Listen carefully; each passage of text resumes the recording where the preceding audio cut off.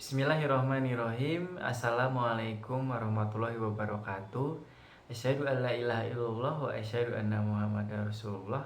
Allahumma sholli ala sayyidina Muhammad wa ala ali sayyidina Muhammad.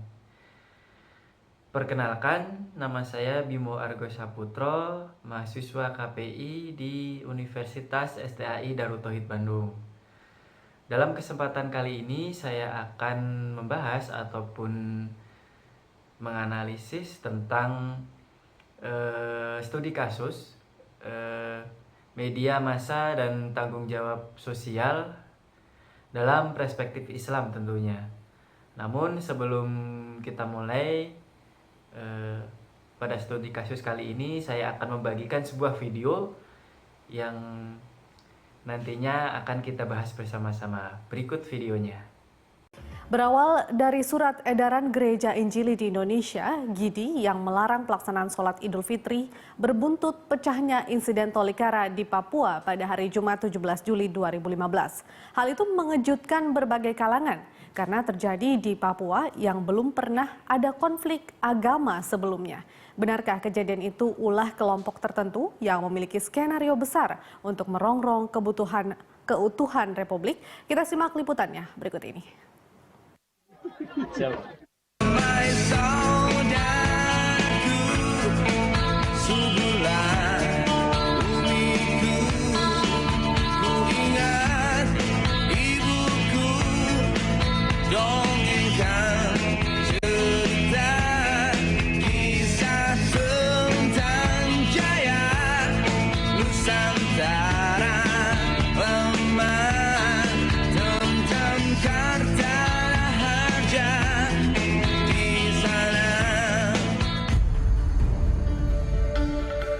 Tak ada yang bisa memungkiri fakta. Indonesia merupakan bangsa besar yang terdiri dari beragam etnis, suku bangsa, agama, dan kepercayaan. Terlebih bila merunut sejarah masa lalu, keterkaitan antar suku bangsa di Nusantara telah berurat akar melalui jalur perdagangan, pernikahan, ataupun penyebaran agama yang berlangsung harmonis. Dengan kata lain, setiap provinsi tak bisa dinafikan memiliki ikatan pertalian darah yang sama karena tidak ada satupun provinsi di Nusantara yang berdiri sendiri, tidak ada pengaruh dari tempat atau provinsi lain.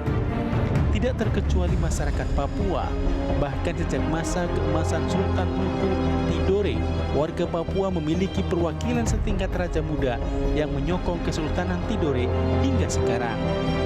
Sikap saling menghargai dan harmonisasi yang terjalin indah ini bukan mustahil bagi sebagian negara atau kelompok tertentu, merupakan ancaman, sehingga dengan berbagai cara mereka berusaha menggosok perbedaan yang melingkupi suku, agama, ras, dan antar golongan atau sara demi mematangkan permusuhan agar menjadi api yang membakar dan mencabik-cabik bangsa Indonesia.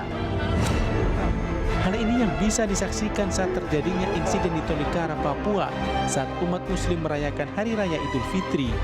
Tiba-tiba, sekelompok orang bersenjata menyerang warga yang sedang melakukan ibadah. Ketika aparat keamanan membubarkan massa, para penyerang itu membakar kios-kios di Pasar Karabuga hingga apinya menjalar menghanguskan masjid. Di dalam bentrok itu, sedikitnya 10 orang mengalami luka-luka dan 1 orang meninggal dunia. Kepala Bidang Humas Polda Papua, Komisaris Besar Polisi Rudolf Faitrige mengatakan, Kepolisian Daerah Papua segera menindaklanjuti insiden Tolikara 17 Juli lalu. Ketiga kasus yang segera diselidiki diantaranya kasus dugaan penghasutan, kasus penyerangan dan pembakaran puluhan kios, serta dugaan penembakan atau penyalahgunaan senjata api dari aparat kepolisian, terutama saat penanganan warga di lapangan. Dikatakan Rudolf, penyidik dari Polres Tolikara di backup tim khusus Polda Papua terus memeriksa sejumlah saksi. Hasil pemeriksaan sementara tidak ada pembakaran Masjid Baitul Muttaqin dalam insiden tersebut. Baik, setelah kita bersama-sama melihat video tersebut, kita akan bersama-sama mencoba menganalisis dan mendeskripsikan apa yang ada di dalam berita ataupun video tersebut. Yang pertama adalah video tersebut itu terjadi pada tanggal 17 Juli 2015. Terjadi di Karubaga, Tolikara, Papua, saat umat Islam sedang melaksanakan sholat Idul Fitri.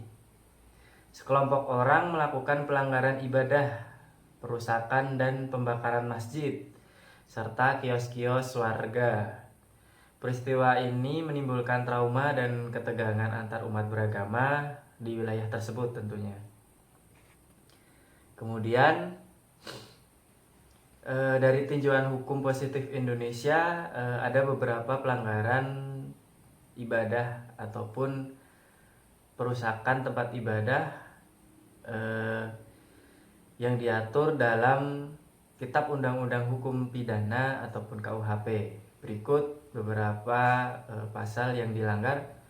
Yang pertama adalah pasal 156A KUHP, menangani penodaan agama dengan ancaman hukuman penjara hingga 5 tahun. Kemudian pasal 175 KUHP menangani tindakan menghalangi atau merintangi upacara keagamaan dengan ancaman hukuman penjara hingga 1 tahun 4 bulan. Kemudian ada pasal 406 KUHP menangani perusakan dan pembakaran barang milik orang lain dengan ancaman hukuman penjara. Kemudian selain itu ada Undang-Undang Dasar 1945 pasal 28E ayat 1 dan Undang-Undang Nomor 39 Tahun 1999 tentang hak asasi manusia yang menjamin kebebasan setiap warga negara untuk memeluk agamanya masing-masing atau beribadat menurut agamanya. Selanjutnya tinjauan menurut agama Islam. Tinjauan menurut agama Islam tentunya ada beberapa yang dapat ditinjau dari nilai-nilai Islami. Yang pertama adalah mengenai toleransi ataupun tasamuh.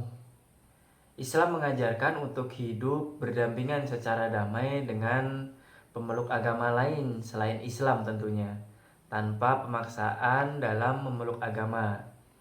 Kemudian ada keadilan atau adil. Islam menekankan pentingnya perilaku adil terhadap semua orang tanpa memandang agama ataupun suku. Kemudian Islam juga mengajarkan persaudaraan atau ukhuwah.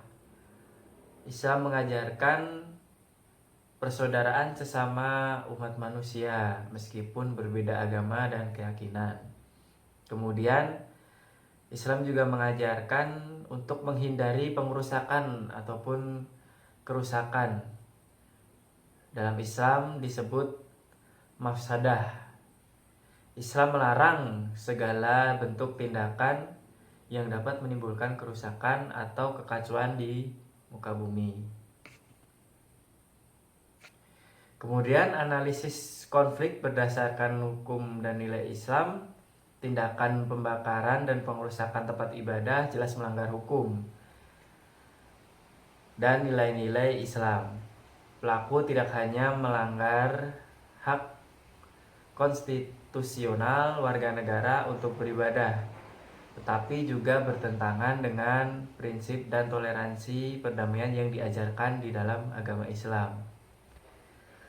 Dan berikut adalah faktor-faktor yang mempengaruhi konflik.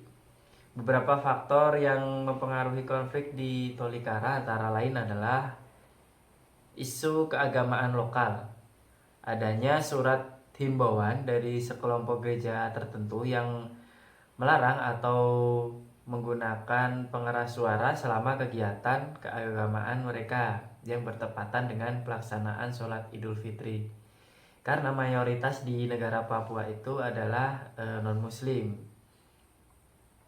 Kemudian kurangnya antisipasi aparat pemerintah dan kepolisian setempat dinilai kurang mengantisipasi potensi konflik akibat kegiatan keagamaan yang bersamaan. Jadi minimnya penjagaan dari aparat pun juga mempengaruhi konflik tersebut. Kemudian adalah sentimen politik dan etnis. Konflik ini juga dipengaruhi oleh sentimen politik dan etnis di Papua, termasuk isu pro kemerdekaan dan migrasi. Kemudian ada upaya penyelesaian konflik. Pemerintah setempat sudah berupaya untuk menyelesaikan konflik. Berikut adalah beberapa penyelesaian konflik yang dilakukan, antara lain adalah penegakan hukum. Aparat kepolisian menindak tegas para pelaku kekerasan dan provokator sesuai dengan hukum yang berlaku. Kemudian adanya dialog antar umat beragama, tokoh agama dan masyarakat perlu mengedepankan dialog dan musyawarah untuk menyelesaikan masalah dan membangun kembali kerukunan tentunya. Kemudian adalah pemulihan sosial dan ekonomi. Perlu memberikan bantuan kepada korban-korban yang berdampak tentunya, dengan segera memulihkan kondisi sosial dan ekonomi masyarakat setempat. Selanjutnya adalah kesimpulan yang dapat kita ambil dari peristiwa tersebut dan berita tersebut. Konflik di Tolikara merupakan tragedi yang mencoreng nilai-nilai toleransi dan kerukunan antar umat beragama di Indonesia. Penegakan hukum yang adil, dialog antar umat beragama, dan pemulihan kondisi sosial menjadi kunci untuk mencegah terulangnya kejadian serupa pada masa mendatang. Mungkin demikian dari saya. Kurang lebihnya mohon maaf. Billahi taufik wal hidayah. Wassalamualaikum warahmatullahi wabarakatuh.